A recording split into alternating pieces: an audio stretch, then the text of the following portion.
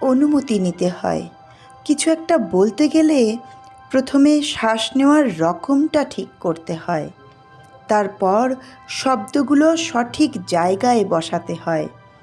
মনের অজানা কোণে একটা সংকোচ মধুরভাবে জেগে থাকে এবং আমরা ভয় পেয়ে প্রথমে হাত বাড়াতে পারি না।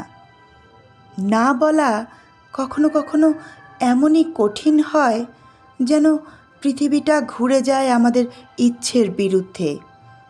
তবে যখন হ্যাঁ বলা হয় তখন মনে হয় সব কিছু সঠিক জায়গায় এসে দাঁড়ায়।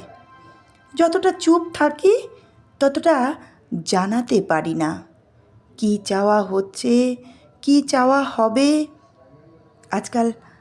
আজকাল অনুমতি নিতে হয় মনের খোঁজ নেওয়ার জন্য। যেমন ভালোবাসা পেতে প্রথমে অধিকার বুঝে নিতে হয়।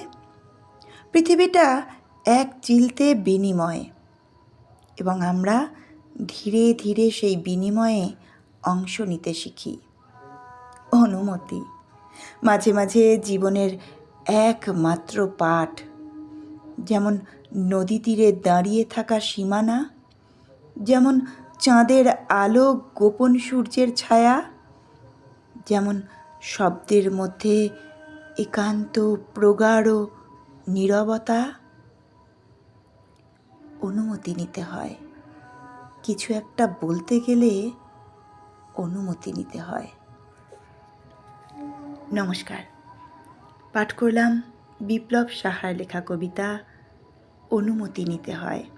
কণ্ঠে আমি পম্পা কুণ্ডু।